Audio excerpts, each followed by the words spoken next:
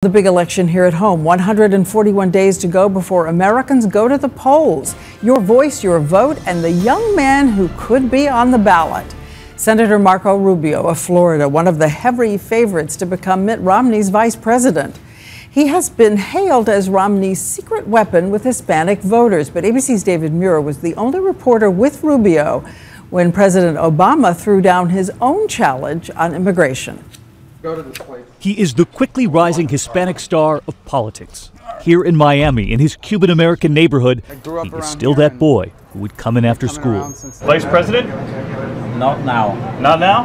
He deserves to be president. We had been invited to spend time with Senator Marco Rubio, but back at his home, he suddenly had to excuse himself, furiously working on his response after news broke of President Obama's sudden policy change, no longer deporting young undocumented immigrants. What's your reaction? While I know that many of these kids will take this as good news because they're desperate for some sort of resolution, it's a short-term solution. So the president should not have done this? I don't think he should have done this by executive order. I think he should have worked with the Congress to try to get something balanced done. President Obama's campaign argues Congress was stalled on the DREAM Act. I'm glad you asked about the DREAM Act because I have an alternative to it. And I've never gotten a call from a single person at the White House about it. If they really wanted to work on a solution, why wouldn't someone call me? Rubio acknowledging tonight his own plan derailed for now. Come November, Hispanic voters will have a powerful voice.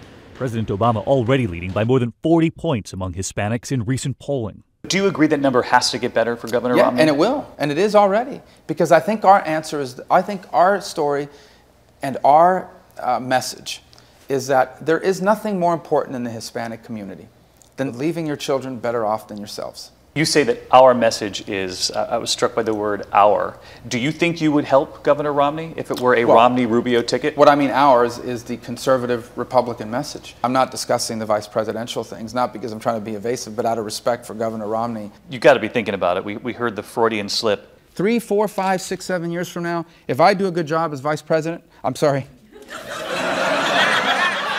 Yeah, it wasn't a Freudian slip. It's that when they ask you so much about a title, eventually it's going to seep its way through your commentary. And in Rubio's new memoir, out tomorrow, he celebrates his parents, Cuban immigrants who fought for a better life for their children. And for a time, that meant switching to the Mormon Church. You were baptized in the Mormon Church? Yes, that's right. You and your cousins, I read, would sing. Yeah, well, mimicking the Osmonds. Yeah, if you're, the Osmonds, especially them, are pretty popular especially among Mormons, but I think among a lot of Americans. And we had a group called the Sunshine Cousins. Yeah, we would lip sync basically. To the Osmonds. To the Osmonds, yeah. So. What song you remember? Sweet and Innocent, I think was the. I remember the words a little bit. I'm not going to sing them for you. He was not going to sing it for me. Rubio did tell me, though, he helped steer his family back to Catholicism, and we're going to get into that on Nightline. And with so much attention on Rubio as a possible VP pick, we asked him about the vetting last time of Sarah Palin and his wife, the mother of their 4 children, a former Miami Dolphins cheerleader. Does she see a VP in her husband, Diane? She rarely talks, but we asked her that question. You'll hear that tonight. Everybody's watching every move he makes. Thanks so much, David.